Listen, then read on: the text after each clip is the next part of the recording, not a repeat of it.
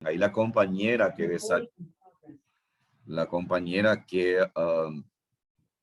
desayunó una rica torta. Entonces el estómago tiene que experimentar un peristaltismo, ¿ok? Un peristaltismo. Entonces ahora bien, ese peristaltismo, ¿cómo sabe el estómago que tiene que comenzar a contraerse?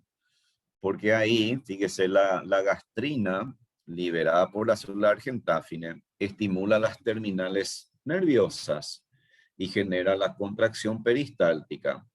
Ahora hay un detalle interesantísimo. Esa gastrina liberada también estimula a las células parietales. Es como que vamos a hacer algo rutinario que muchos de ustedes todavía lo viven. ¿Quién le despierta a usted en su casa? ¿Su mamá, su papá o la persona que ayuda en la casa? Dice, che, despertate que tenés hoy la clase de histología. Ay, déjame dormir más. Esa persona, hagamos que esa persona sea la gastrina. Ok. Y ustedes, ahí que están durmiendo todavía y tenían que levantarse, ustedes son las células parietales o las células principales. Entonces, cuando la gastrina se libera, estimula a las células parietales. ¿Para qué? Como que le avisa, che, dice, ahí está el alimento, ya está, ya llegó el alimento, hay que liberar mayor cantidad de ácido clorhídrico. Ok, entonces, fíjese, vamos a tener una mayor liberación de ácido clorhídrico. Y también la gastrina le despierta al otro individuo y le dice, che, hay que comenzar a liberar las enzimas porque tenemos que comenzar la digestión. ¿Ok? Eso es lo apasionante de conocer estos pequeños detalles porque al final es muy importante en nuestra vida profesional. O sea, no simplemente venir y recitar, sintetiza ácido clorhídrico, sintetiza pexina y ni siquiera tenemos idea de la importancia que tiene. De hecho, nosotros como equipo de cátedra lo que tenemos que enseñarle a ustedes es la estructura y algunas nociones básicas sobre la función. Hay otras asignaturas en cursos superiores que van a seguramente analizar con mayor detalle de lo que estoy mencionando. ¿Ok? Entonces la célula argentáfine o enteroendocrina libera esta sustancia que se llama la gastrina. Y por último, tenemos las células basales o células madre. Esa célula madre tiene que dividirse por mitosis y la célula hija formada tiene que diferenciarse en células mucíparas, en células parietales, en células principales, en células argentáfines y tiene que diferenciarse en el epitelio de revestimiento, que es el epitelio cilíndrico simple. En conclusión, entonces, en la lámina propia, vuelvo a insistir, tenemos glándulas cardiales, glándulas fúndicas y glándulas pilóricas. ¿Ok? Súper. Entonces, ahí, ¿qué más tengo que saber? ¿Cuáles son las células presentes en estas glándulas? Y tengo la mucípara, productora de mucina, la célula parietal, productora de los precursores del ácido clorhídrico. Y también hay un compuesto que libera que se llama factor intrínseco de la vitamina B12. Ese factor intrínseco de la vitamina B12 es importante para acoplarse a la vitamina B12 oceano. De esa manera se transporta hasta el intestino delgado y las células epiteliales del intestino delgado reconoce a ese factor intrínseco liberado por las células parietales y permite la absorción de la vitamina B12. Si no hay liberación de ese factor intrínseco, se asocia con el desarrollo de un cuadro de anemia de tipo hipocrómica por la escasez de cianocobalamina. Entonces y después tengo las células principales que ya dijimos, productoras de enzima gástrica. Luego tenemos las células argentáfines que son productoras de la gastrina y la célula madre que se encargan lógicamente de repoblar aquellas células que han cumplido su ciclo. En la submucosa no hay nada interesante que acotar. La túnica muscular tiene una capa, 3 capas, interna, intermedia y oblicua. Y la capa externa es serosa. Es decir, los detalles más importantes lo tenemos en la mucosa epitelial. Rápidamente, si voy a intestino delgado, ahí dijimos que el intestino delgado es un órgano tubular, muscular, membranosa. El estómago es un órgano sacular. Y sabemos que en el intestino ocurre la parte final de la digestión. La mucosa se caracteriza porque presentan pliegues circulares, tienen vellosidades intestinales y tienen la famosa microvellosidades y la cripta de Lieberkühn. Esas son estructuras que caracterizan el intestino delgado, entonces, y grueso. Ahora bien, hay diferencia entre el intestino delgado y grueso. Las vellosidades, dijimos que son evaginaciones e invaginaciones de la mucosa intestinal y su finalidad es aumentar la superficie de contacto con el alimento. Las microvellosidades ya conocemos que son formaciones especializadas presentes en la superficie apical de las células epiteliales y su función es la absorción. Ok, entonces ahora bien, ¿cuáles son las células que encuentro en las vellosidades intestinales? ¿Cuáles son las células que encuentro en las vellosidades intestinales? Tengo el epitelio cilíndrico simple, llamado enterocitos, que tienen microvellosidades en la superficie apical. Es decir, si yo comparo estómago e intestino, entonces tiene epitelio cilíndrico simple. ¿Cuál es la diferencia? Que en el intestino delgado hay microvellosidades. ¿Y por qué no hay en el estómago? Porque en el estómago no hay una absorción. ¿Eh? En el intestino delgado sí hay una absorción sumamente importante. Entonces ahí tengo microvellosidades. Esa es la diferencia más importante. Luego, fíjese que en el intestino el pH es alcalino. Ok, el pH es alcalino. En el estómago el pH era ácido. Entonces, al ser un pH alcalino, la posibilidad de que colonicen las microfloras bacterianas es mucho mayor. Incluso en el intestino grueso sabemos muy bien que hay gran cantidad de bacterias. Entonces, yo necesito también proteger muy bien a la mucosa del intestino. Entonces, ¿cuál es la otra célula que se encuentra en una cantidad importante aquí? La célula caliciforme. Entonces estoy distinguiendo la segunda célula. La primera célula presente ahí en las vellosidades intestinales son los enterocitos, que es un epitelio cilíndrico simple con microvellosidades. La segunda célula son las células caliciformes, que se encuentra entre los enterocitos. Y las células caliciformes son productoras de mucina, señores. Produce mucus, ¿ok? Mucina. Y dijimos, aumenta en cantidad hacia el intestino grueso. Tenemos mayor cantidad de células caliciformes a nivel del intestino grueso. La pregunta es ¿por qué? Simple la respuesta. Porque a nivel del intestino grueso, ustedes ya tienen residuos que se convierten en materia fecal y la materia fecal comienza a ser pastosa, luego semisólida a sólida, dependiendo de la especie. Y lógicamente esa materia fecal va a rozar cuando se transporta hacia el ano, va a rozar la mucosa intestinal. Ok, y ese roce puede dañar a la mucosa. Sin embargo, en condiciones normales eso no ocurre. ¿Por qué? Porque ahí tenemos gran cantidad de células caliciformes que produce gran cantidad de mucina y lógicamente forma una lámina delgada a un grosor importante de acuerdo a la especie.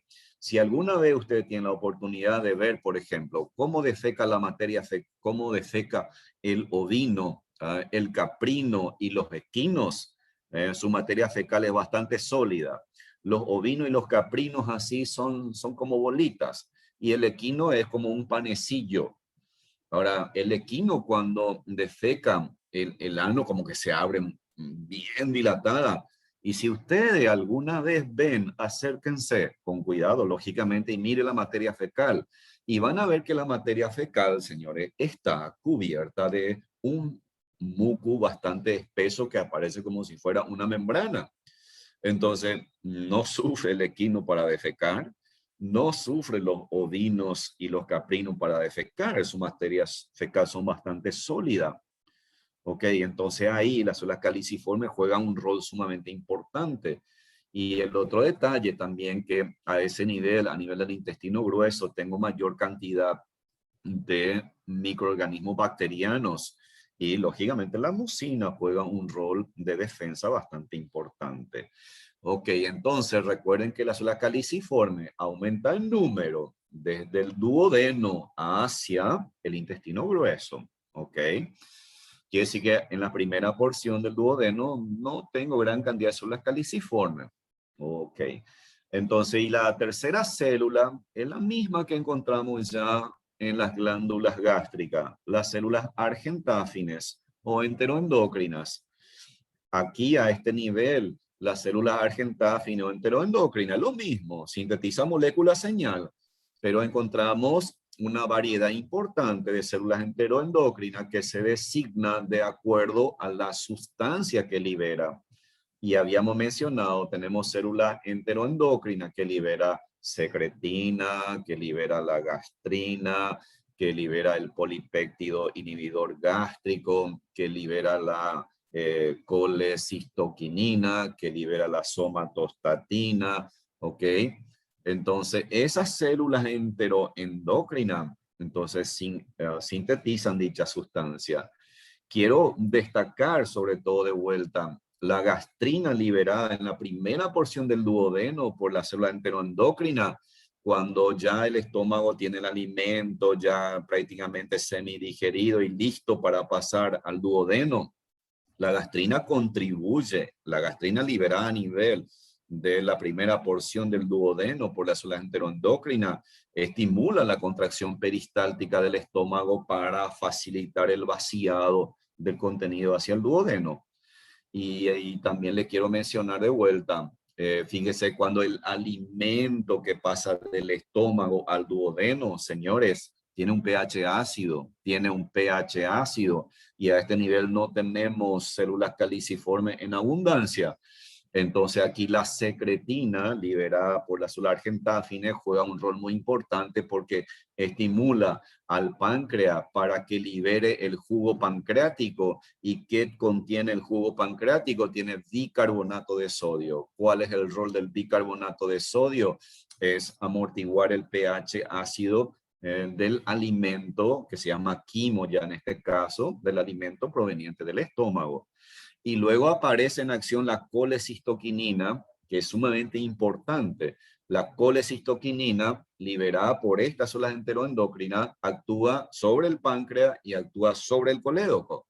Entonces, y vesícula biliar. ¿Qué es lo que hace la colecistoquinina? Una vez liberada, estimula la contracción de la vesícula biliar y se evacua la bilis hacia el duodeno. No es que a la bilis se le ocurre nomás y dice, ah, no, vayamos ya al duodeno. No, necesita ser estimulada. ¿Cuál es la sustancia que lo estimula? La colecistoquinina. Y el páncreas, entonces, que vamos a ver enseguida, el páncreas tiene una unidad que sintetiza las enzimas pancreáticas y la colecistoquinina estimula a la estructura que se llama acino pancreático y de esa manera, señores, se vierte también el jugo pancreático, pero con mayor contenido de enzima pancreático para favorecer el proceso de la digestión. Bueno, esto es un poco la histofisiología del estómago, intestino, y espero que este pequeño repaso le haya sido de utilidad para ir un poco entendiendo mejor. Y bueno, ahí en el intestino también habría que mencionarle a la cripta de Lieberkühn. La cripta de Lieberkühn, donde ya mencionamos que son verdaderas glándulas tubulares que se encuentran en la lámina propia. Y esa cripta de Lieberkühn tiene varias células como los enterocitos, que son, digamos, células jóvenes que van a reponer a ese epitelio cilíndrico simple con microvellosidades cuando cumpla su ciclo. Y se estima que el ciclo de vida de la célula epitelial dentro del intestino es tan solo de 15 días, es decir, cada 15 días básicamente hay una renovación de las células epiteliales cilíndricas, así como también de las células caliciformes. Entonces, ahí en la cripta de Lieberkühn tenemos a los enterocitos, tenemos a la célula de Paneth, la célula de Paneth que son células fagocíticas, tiene capacidad de fagocitar y sintetizan sustancias bactericidas, entonces cumple un mecanismo de protección. Ahí también tenemos algunas células precursoras de argentáfines, células madre, y tenemos las famosas células M, que son células presentadoras de antígeno. Muy bien, con esto yo doy por finalizado el repaso y vamos a iniciar nuestra clase que va a ser relativamente corta, hablando de la estructura histológica. ¿Okay? Entonces vamos a hablar del páncreas. ¿Están viendo la presentación allí? Sí, doctor. Bueno, ok. Muy bien. El hígado es un órgano metabólicamente sumamente importante. Se considera un órgano glandular. Fíjese ya otro de los términos que utilizo. Un órgano glandular. Órgano, asociación de tejido. Glándula significa que tiene capacidad de sintetizar y secretar compuestos. Entonces vamos a hablar de glándulas anexas al aparato digestivo. Ya habíamos mencionado las glándulas salivales. Ahora vamos a hablar del hígado y del páncreas. Este órgano llamado hígado, indudablemente es el órgano glandular mucho más desarrollado en todo el organismo, es de gran tamaño y este órgano se considera como un órgano glandular anexo al aparato digestivo. Desde el punto de vista de la anatomía, ustedes van a estudiar que el hígado tiene varios lóbulos dependiendo de las especies y van a ir designando como lóbulos laterales derecho, izquierdo, medial y central, dependiendo lógicamente, de la especie. Bueno, a nosotros nos interesa en histología lo siguiente. ¿Qué tan importante es el hígado desde el punto de vista de la histología y cómo y de qué manera el hígado participa en el proceso de la digestión? Vamos a ir mencionando. Entonces, el hígado es un órgano glandular. Yo lo voy a designar como un órgano glandular de secreción exócrina y endocrina, es decir, es un órgano mixto y se considera como un órgano anfícrino. ¿Por qué? Porque la misma célula tiene la capacidad de sintetizar y secretar compuesto que va a ser transportado por vía sanguínea, es decir, en ese caso va a ser de secreción endocrina, y otro compuesto van a ser vehiculizados por las vías biliares. Ok, desde el punto de vista, digamos, de la anatomía, yo voy a dejarle a los profesores de anatomía para que, lógicamente, expliquen los diferentes lóbulos según la especie. Aquí a mí me interesa particularmente mencionar lo siguiente. Ok, vamos a ver nosotros ya enseguida cómo se originan las vías biliares. Y esas vías biliares que lógicamente se encargan de transportar la bilis, cuando emergen del hígado, dependiendo de las especies, vamos a tener los conductos o el conducto del colédoco. Este conducto del colédoco puede tener varias raíces de acuerdo al número de lóbulo. De cada lóbulo puede emerger un conducto, una raíz que va a dar origen a, se anastomosan y da origen al conducto del colédoco. Este conducto del colédoco en un corto trayecto, dependiendo de la especie, experimenta una dilatación vesicular. De ahí surge la denominación de la vesícula biliar. Y esta vesícula biliar es un órgano sacular que lógicamente sirve para almacenar la bilis temporalmente hasta que sea estimulado adecuadamente. de tal manera que cuando se produce la contracción de la pared de la vesícula biliar, entonces la bilis que está almacenada aquí van a ser evacuadas por el conducto cístico y luego ya, lógicamente, desciende por el conducto del colédoco y llega hasta el duodeno, que dependiendo de la especie, también justo en ese sitio donde se abre ese conducto puede recibir al conducto pancreático.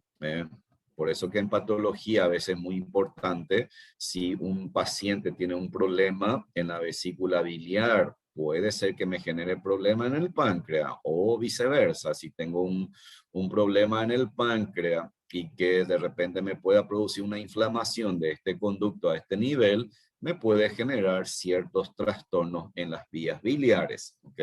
Por esa relación anatómica que hay. Ahora bien, en histología, el hablar del hígado es relativamente simple, señores, por fortuna. Entonces, vuelvo a recurrir al conocimiento que ya tenemos de la parte de histología básica. Cuando hablamos de órganos glandulares epiteliales, nosotros decíamos todo órgano glandular, exócrino sobre todo, se caracteriza porque tiene estroma y lógicamente tiene parénquima. El estroma, entonces, es el tejido conectivo, es el elemento de sostén, es el elemento de protección. A través del tejido conectivo ingresa a los vasos sanguíneos. De esa manera permite el fenómeno de la nutrición, de los intercambios y del transporte de desecho metabólico. Ahora, ese estroma, fíjese, es un término que estamos utilizando bastante en histología y tenemos que tener muy claro cuando utilizo este término, estoy haciendo referencia al tejido conectivo, al elemento de sostén, ¿ok? Al elemento de sostén. Entonces ahí tenemos el estroma. Este estroma, entonces en el hígado tiene un envoltorio y ese envoltorio se llama cápsula. La cápsula es un tejido conjuntivo que envuelve al hígado. Es decir, aquí es muy delgada, ni siquiera puedo divisar, pero sobre la superficie hay una cápsula muy, muy fina que envuelve a todos los lóbulos externamente y a esta cápsula lo denominamos cápsula de Gleason. De esa cápsula, entonces también se originan trabéculas y esas trabéculas se internalizan entre los lóbulos, es decir, que las trabéculas dividen al órgano en lóbulos, ¿ok? Estas trabéculas se denominan interlobulares porque divide al parénquima hepático en lóbulos. De estos tabiques, a partir de este nivel, se introduce dentro de los lóbulos, otros tabiques, y a esos tabiques que se encuentran dentro de los lóbulos, lo vamos a designar como tabiques intralobulares. Y de estos tabiques intralobulares, otra vez se originan delgadísimas láminas que divide al parénquima en lobulillos. Divide al parénquima en lobulillos y lo vamos a denominar tabiques intralobulillares. Ok, entonces el estroma es el tejido conectivo. En el caso del hígado hay una cápsula, lo llamamos cápsula de Gleason. Esa cápsula emite tabique que divide al parénquima en lóbulo, son los tabiques interlobulares. De estos tabiques emergen otros tabiques que se introduce en el interior de ese lóbulo y lo divide en lobulillos, entonces lo llamamos tabiques intralobulares, y esa fibra que se encuentra dentro de los lobulillos lo vamos a designar como tabiques intralobulillares. Ok. Voy al parénquima hepático. El parénquima hepático parénquima. ¿Qué significa parénquima? Ahí cuando utilizamos este término, entonces estamos haciendo referencia a la parte noble, a la parte funcional, a la parte secretora de una glándula. ¿Ok? Entonces el parénquima va a hacer referencia entonces a los lóbulos, lobulillos y los acinos hepáticos. En esta figura, entonces ya comienzo a distinguir los lóbulos hepáticos. Ok. Ahora, los lóbulos hepáticos está conformado por lobulillos hepáticos. Fíjense aquí, cuando nosotros todo lo que estamos hablando, ya el estroma, la cápsula de Gleason, el tejido conjuntivo interlobulillar, vamos a ver ya enseguida los periportales. Y aquí quiero detenerme al parénquima. Cuando hablo de lobulillo hepático, este lobulillo hepático, aquí, esto que tiene una forma hexagonal irregular, esto es un lobulillo hepático. Aquí veo 1, 2, 3, 4, 5 lobulillos hepáticos. Veo 5 lobulillos hepáticos. Cada lobulillo hepático, la sumatoria de cada uno de los lobulillos hepáticos forma al lóbulo hepático. Forma al lóbulo hepático. Entonces, cuando hablamos de lobulillo hepático, viene a ser la unidad estructural del hígado. Viene a ser la unidad estructural del hígado. La sumatoria de todos los lobulillos hepáticos va a dar origen al lóbulo hepático. ¿Cuáles son las estructuras que lo conforman? Entonces, fíjese aquí, este espacio que veo aquí se llama espacio periportal. Periportal, aquí. Y toda esta estructura que estoy señalando aquí forma el lobulillo hepático y está constituido por, ¿qué estructura voy a encontrar aquí? Lógicamente, la unidad estructural, que son los cordones de hepatocitos.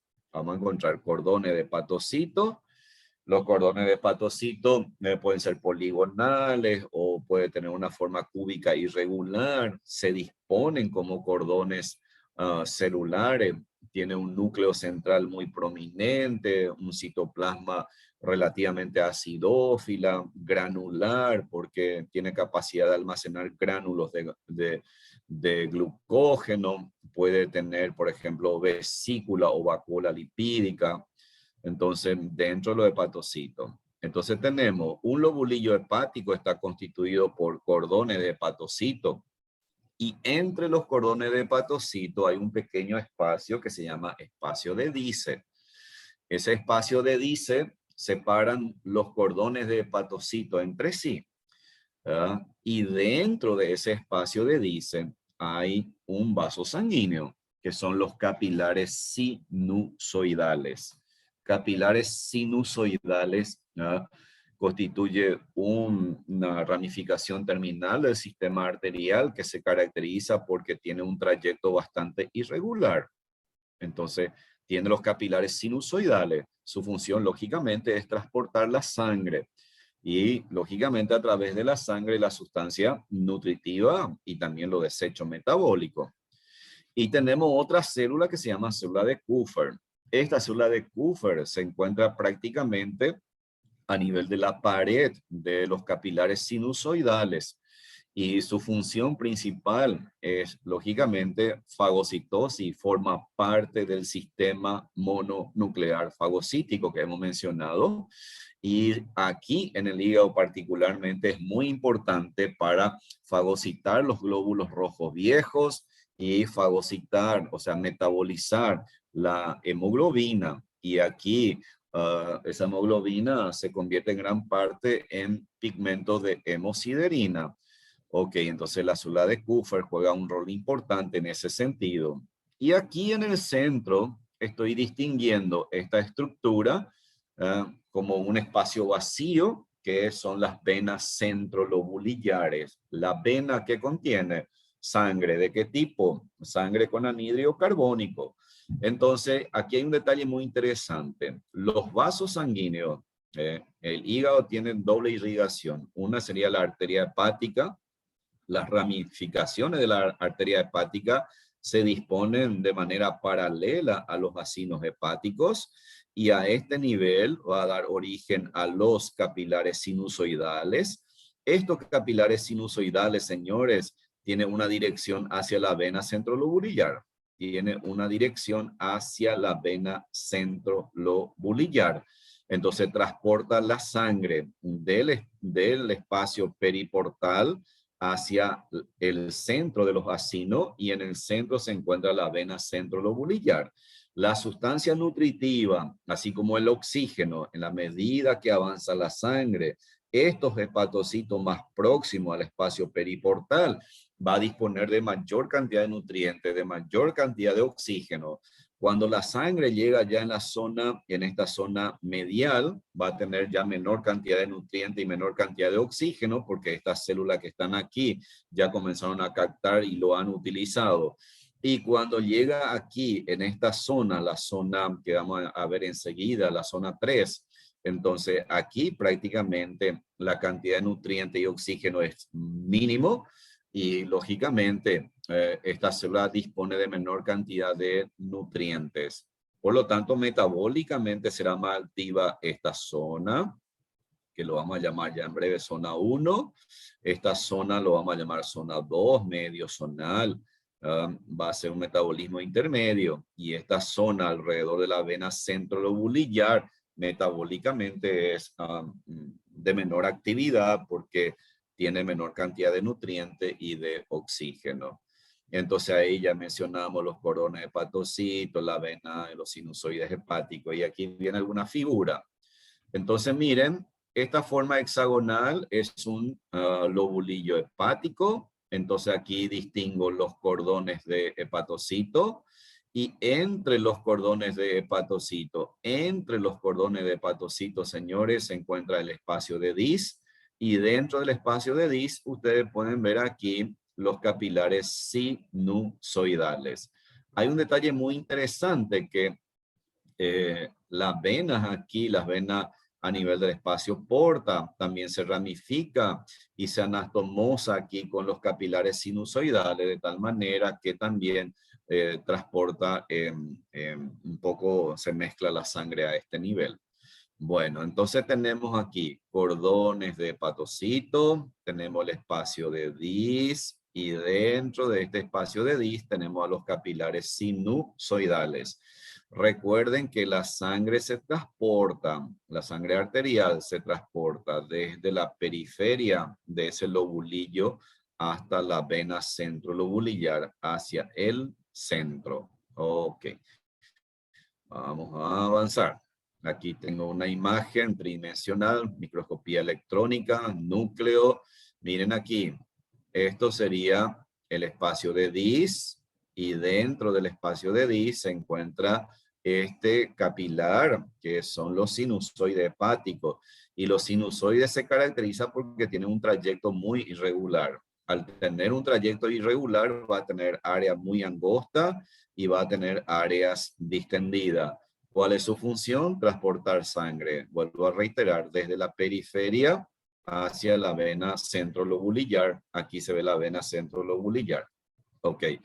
Ahora bien, tengo la vena centrolobulillar. Miren aquí estos cordones de hepatocito. Es bastante raro porque veo esta estructura que está aquí, que parecen vacuolas y son vacuolas lipídicas. En el hígado es bastante común encontrar vacuolas lipídicas. Puede ser fisiológica y puede ser patológica.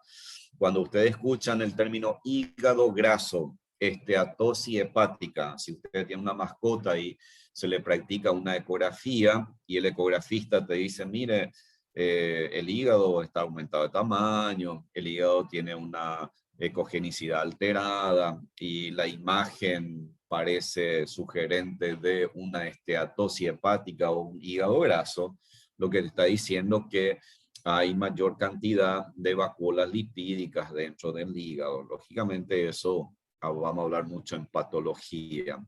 Okay. Bueno, los sinusoides hepáticos, la vena centrolobulillar. Aquí hay un esquema muy interesante. Cordones de hepatocitos que pueden anastomosarse en determinados segmentos. Ustedes tienen este espacio vacío aquí, que técnicamente vamos a decir un espacio virtual entre los cordones de hepatocitos que se llama espacio de Dis, y ahí se encuentran los vasos sanguíneos que son los sinusoides. Aquí tenemos la vena centrolobulillar. Y aquí deberíamos también de mencionar a los conductos biliares. Los conductos biliares también encontramos aquí a nivel de los espacios de dices. En la periferia, ya vamos a hablar enseguida del espacio porta. Aquí linda imagen, fíjense los cordones de hepatocitos. Aquí está el espacio de Dis, dentro de ella tenemos a los sinusoides hepáticos. Aquí vuelvo a ver la vena centrolobulillar. Y lógicamente este hígado está con problema, porque este hígado, fíjese el color que tiene, blanquecino, tiene gránulos citoplasmáticos. Entonces esto tiene una implicancia patológica. Para visualizar a la célula de Kupffer, que prácticamente se encuentra ahí en la periferia de los capilares sinusoidales, en este caso me está demostrando cómo la célula de Kupffer está fagocitando a los eritrocitos viejos, moribundos, y lo va a someter a un proceso de la digestión. Aquí veo cordones de hepatocito con núcleo muy prominente, nucleolo bastante marcado porque es una célula metabólicamente muy activa, y la forma y tamaño difiere mucho de acuerdo a la especie y en qué zona estamos mirando microscópicamente. Ahora vamos a analizar a los acinos hepáticos. El acino hepático se describe como la unidad funcional del hígado. El lobulillo hepático es la unidad estructural y el acino hepático se describe como la unidad funcional del hígado. ¿En qué consisten los acinos hepáticos? Está constituido por hepatocitos, pero interesante la definición. Esos hepatocitos están ubicados entre dos venas centrolobulillares sucesivas y limitadas por dos tríadas portales. A ver, vamos a conceptualizarlo. Entonces, fíjese aquí, esta estructura que veo de forma hexagonal es el lobulillo hepático. Tengo 1, 2, 3, 4, 5, 6, 7 lobulillos hepáticos en esta figura. ¿A qué le llamo acino hepático? Entonces aquí hoy voy a limitar. Esta es una vena centrolobulillar de este lobulillo. Aquí tengo la otra vena centrolobulillar del otro lobulillo vecino.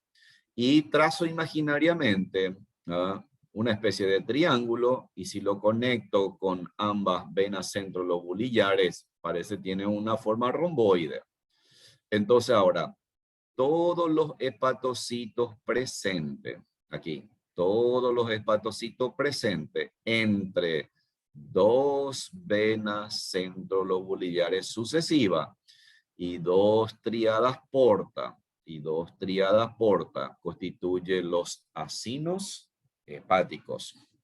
Entonces aquí tengo esta vena centrolobulillar, aquí tengo esta vena centrolobulillar, aquí tengo la tríada porta. Entonces imaginariamente yo puedo ir un poco ubicándole a los acinos hepáticos. Ahora digamos, la cuestión es, ¿y por qué lo llamas acino hepático? ¿Y por qué a los acinos hepáticos se los designa como la unidad estructural y funcional del hígado? Y la respuesta es relativamente simple. ¿Por qué? Mire, este espacio que se encuentra entre los lobulillos lo vamos a denominar espacio periportal. Espacio periportal. En este espacio tengo tres estructuras que se llama tríada porta. La tríada porta tres componentes. ¿Cuáles son? Tenemos la arteria hepática, tenemos el conducto biliar y este de color azul, la vena hepática, rama de la vena hepática. Entonces tenemos aquí tres componentes de la tríada: arteria, conducto y vena. ¿A qué le llamo tríada hepática? Arteria, conducto biliar y la vena. Ok, este espacio que rodea a los lobulillos que estoy señalando aquí se llama espacio periportal. ¿Qué hay en este espacio? Entonces, tenemos fibra, tenemos lógicamente fibras colágenas, puede haber fibras reticulares, un poco de fibra elástica, y a través de este espacio, lógicamente, la sangre vía arteria va a llegar a la vena centrolobulillar y de aquí va a salir de vuelta de los lobulillos hacia el espacio porta. Ahora bien, lo que me interesa que ustedes puedan comprender que en este espacio porta tenemos a la rama de la arteria hepática y la arteria hepática trae nutrientes y oxígenos. Ahora aquí recuerden, se originan los capilares sinusoidales. Esa arteria hepática emite ramificaciones que ingresa dentro del lobulillo hepático. Una vez que ingresa dentro del lobulillo, ya lo llamamos sinusoide hepático. Ok, entonces ahora fíjese lo que vamos a hacer. Esta primera parte, esta pequeña porción de los cordones de hepatocito, lo vamos a denominar zona 1 o zona periportal. En esta zona, los hepatocitos va a tener mayor cantidad de nutrientes y oxígeno, por lo tanto, metabólicamente va a ser muy activa. Esta zona 2, lo vamos a llamar zona mediozonal. Esta zona 2 lo vamos a llamar mediozonal. Y si yo comparo la cantidad de nutrientes y oxígeno con la zona 1, va a ser menor. ¿Por qué? Porque aquí los hepatocitos ya han utilizado esos nutrientes y el oxígeno. Y por último, los hepatocitos que se encuentran en este segmento cerca de la vena centrolobulillar, lo vamos a designar como zona 3, como zona 3. Entonces, imaginariamente puedo hacer un círculo aquí. Entonces, esta zona 3 es la zona centrolobulillar. Significa que los hepatocitos están cerca de la vena centrolobulillar. Va a tener menor cantidad de nutrientes, menor cantidad de oxígeno. Entonces, metabólicamente va a ser menos activa.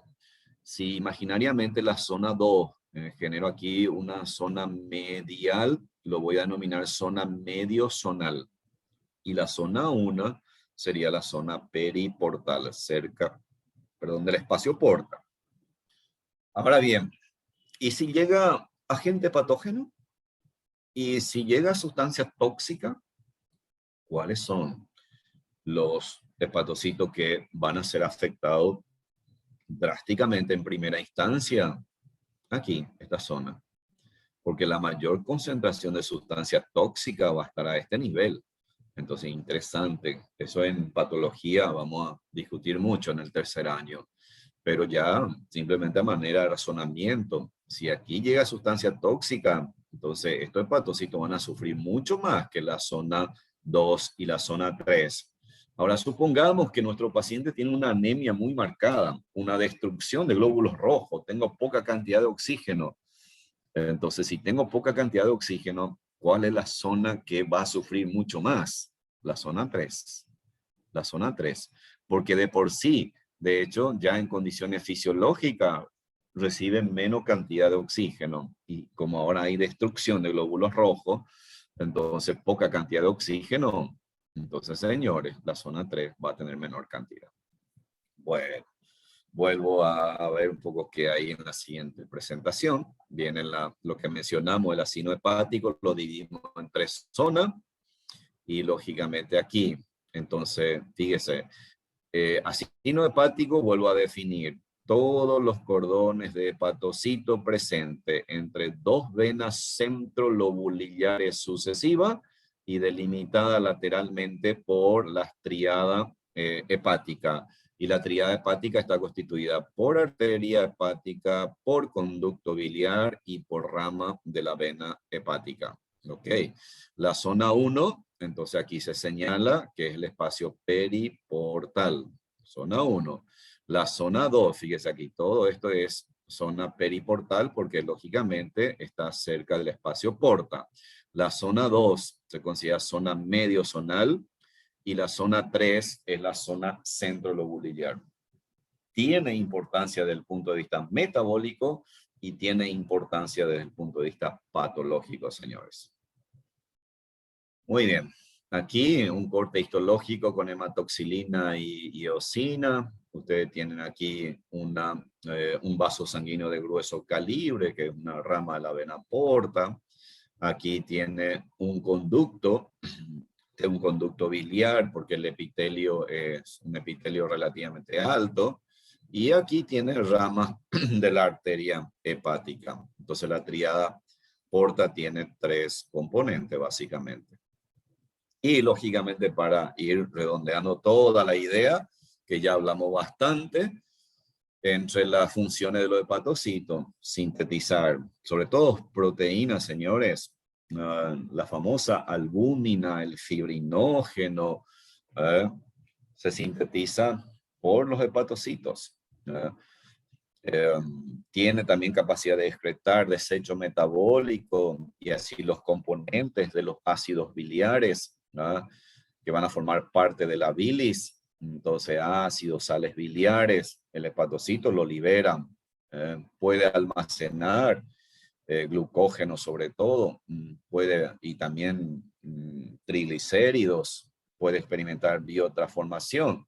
Todo lo que ingerimos pasa por ahí, o sea, se transforma en gran parte. Imagínense los fármacos que ingerimos o cualquier sustancia que estemos tomando, pasa por este órgano, y este órgano tiene lógicamente todos los organoides necesarios para metabolizarlo. Y la famosa hemocitopoiesis, que ya hemos mencionado, que sobre todo en el feto, durante el desarrollo fetal, entonces tiene importancia. Bueno, simplemente cuando uno habla de las vías biliares, simplemente quiero decirle a ustedes que las vías biliares se originan producto de la unión de la unión de 2 membranas de los hepatocitos. A partir de ahí se originan los capilares biliares intralobulillares y luego van anastomosándose, va ensanchándose, y dependiendo del segmento en estudio va recibiendo diversas denominaciones y sale del hígado como conducto hepático, ¿no? Ya sea dependiendo de los lóbulos, el número de lóbulos. Ya dijimos que va a tener varias raíces que se anastomosan, luego forma un conducto hepático común que en poco trayecto emite una ramificación tipo cística y forma una distensión en algunas especies que la contiene, y luego tenemos ya el conducto del colédoco.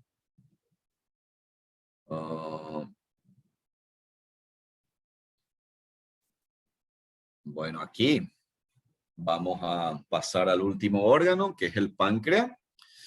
El páncreas es un órgano también glandular, está anexo al aparato digestivo, y por anatomía, ustedes cuando estudien el trayecto del duodeno, su dirección, la curvatura que forma, entonces aloja al páncreas muy cerca del píloro, y por anatomía ustedes van a ver que tiene una forma de V corta. Ahora, histológicamente, el páncreas es un órgano glandular anexo al aparato digestivo, es una glándula mixta.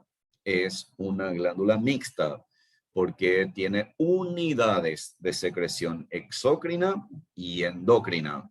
La unidad de secreción exócrina, lógicamente, tiene un sistema de conducto que se abre a nivel del duodeno.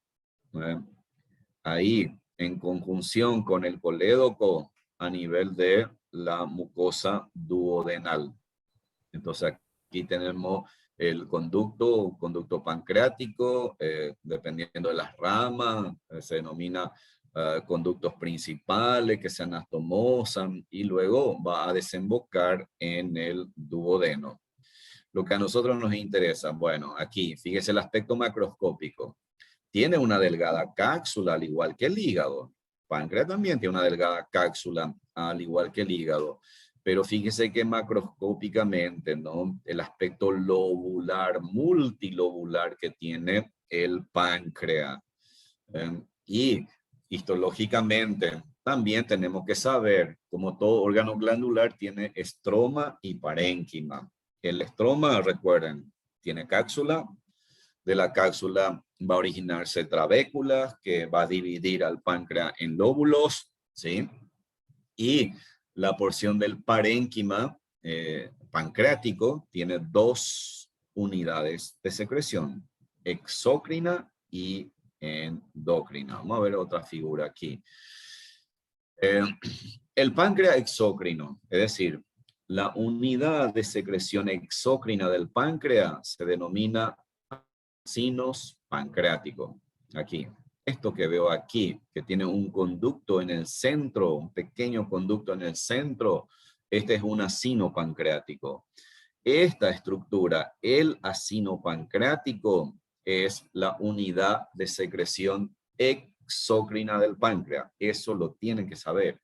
El acino pancreático es la unidad de secreción exócrina del páncreas, en donde las células epiteliales que forman los adenómeros, ¿por qué acino? Por la forma que tiene, casi redondeada, una forma acinar, en donde las células epiteliales, a través de su superficie apical, lógicamente delimita este pequeño conducto. Su producto de síntesis y secreción lo va a vertir en este pequeño conducto central, y a partir de aquí esa sustancia va a ser vehiculizado por un sistema de conducto hasta llegar a nivel del duodeno, porque es exócrina. Y el acino pancreático, que es la unidad estructural y funcional de la porción exócrina del páncreas, entonces tiene un sistema de conducto. Y lógicamente el producto de la síntesis y secreción va a ser el jugo pancreático con los diversos componentes y en especial las enzimas pancreáticas. Estas son células de acino pancreático, son glándulas túbulos alveolares, ya mencionamos ahí. La célula tiene un aspecto piramidal irregular, que es lo que se destaca aquí.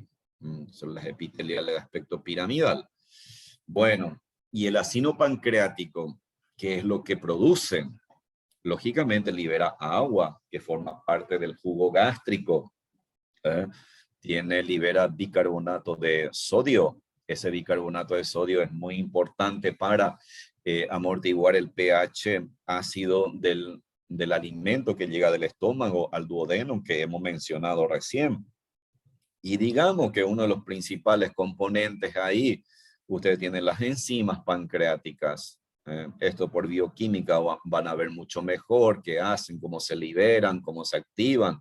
Y nuestra función aquí es decirle a ustedes que los acinos pancreáticos entonces liberan, sintetizan y liberan estas enzimas, trixinógenos, quimiotrixinógeno, procarboxipeptidasa, la proelastasa, ribonucleasa, desoxirribonucleasa, la famosa amilasa, lipasa pancreática, colesterasa, enteroquinasa, y en cierta manera hay una correlación con la actividad funcional de la secretina y colecistoquinina que ya hemos mencionado. Esta sustancia lo estimula para que pueda lógicamente liberar esos productos de síntesis y secreción. Ok, gran parte de estas enzimas lo conocemos como enzima digestiva. De hecho, las enzimas catalizan las reacciones bioquímicas, pero indudablemente, como estamos hablando a nivel intestinal, estas enzimas, varias de ellas cumplen una función muy importante para el proceso de la digestión de carbohidratos, de lípidos y de proteína. Aquí ustedes ven, por ejemplo, unos cortes histológicos. Aquí ustedes ven toda esta estructura que estoy señalando aquí. Son los acinos pancreáticos, que es la porción exócrina del páncreas. Y diríamos que es la estructura predominante del páncreas, los acinos pancreáticos. Y vamos a la porción endocrina. La porción endocrina del páncreas, señores, recibe la denominación de islote de Langerhans. ¿Por qué islote? por la sencilla razón de que estas unidades se encuentran dispersas. Estas unidades se encuentran dispersas, aisladas entre los acinos pancreáticos. Miren, aquí yo tengo 1, 2, 3, 4, 5, 6, 7, 8, 9, 10. 10 acinos pancreáticos, que es la porción exócrina, y tan solo una. Aquí veo este nido de célula que se denomina islote de Langerhans, que es la porción endocrina. Quiere decir que esta célula que se encuentra, este conglomerado de células que se encuentra a este nivel, no tiene conducto. No tiene conducto. Ok. Carece de conducto porque es la porción endocrina. Y su producto de síntesis y secreción tiene que ser vertida al medio interno y sobre todo tiene una relación con un capilar central porque aquella célula que lo rodea inmediatamente lo vierte lógicamente a este vaso sanguíneo. Entonces los islotes de Langerhans, recuerden que es la porción endocrina del páncreas, carece de conducto, entonces sí tiene vaso sanguíneo, lógicamente, para que pueda liberar su producto de síntesis y secreción. ¿Qué es lo que elabora? Hormonas. Y vamos a conocer brevemente ahí. Ustedes tienen aquí, miren, esto es un corte histológico con hematoxilina y eosina. Todo lo que ven aquí son acinos pancreáticos. Acinos pancreáticos. Imagínense la cantidad de acinos pancreáticos que hay y veo este conglomerado de células que se llama islote de Langerhans, que es la porción endocrina. Aquí veo vaso sanguíneo, aquí veo un capilar central, aquí veo vaso sanguíneo. Entonces recuerden que carece de conducto. Entonces aquí tengo a mayor aumento islote de Langerhans. Miren la célula cómo forma un conglomerado. Esta célula sintetiza hormonas proteicas y cuáles son las células que conforman los islotes de Langerhans. Entonces, señores, aquí tenemos la célula llamada alfa, la célula llamada beta, la célula D o delta y la célula F o células PP o células principales. Entonces, aquí tengo que saber qué secretan. Entonces, esto es muy importante en la vida profesional. La célula alfa libera glucagón. La célula beta, la famosísima insulina. Entonces ahora ya comienzo a ubicar que la insulina es secretada por el páncreas. Pero ¿cuál es la célula que sintetiza a la insulina? La célula beta. La célula beta sintetiza insulina. Y ambas hormonas es importante porque ejerce el control sobre la concentración de la glucosa en la sangre. Ok. Cuando aumenta la concentración de glucosa en la sangre, se libera la insulina. Cuando disminuye la concentración de glucosa en la sangre, se libera el glucagón. Esto en fisiología lo van a ver bien el próximo año. Y también la célula D sintetiza la somatostatina y la célula F o PP, polipéptidos pancreáticos. Pues son las hormonas liberadas por los islotes de Langerhans. Aquí otra representación gráfica de los islotes de Langerhans. Aquí por inmunohistoquímica, entonces se puede determinar, fíjese, haciendo una inmunohistoquímica, una tinción, una técnica muy específica que se utiliza y podemos apreciar que en este islote de Langerhans hay, como diríamos, un predominio de la célula beta, células productoras de insulina. Aquí, célula beta, productora de insulina. Y bueno, feliz este amigo porque por fin termina todo la clase de sistema digestivo, todo lo que implica la conformación un poco anatómica, comentarios funcionales, estructurales. Y bueno, estoy a disposición de ustedes. Si hay alguna pregunta, consulta.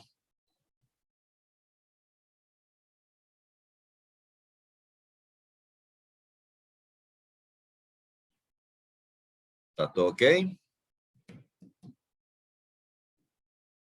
No tengo preguntas en el chat, Doc. Bueno, ok, yo con esto doy por finalizado mi participación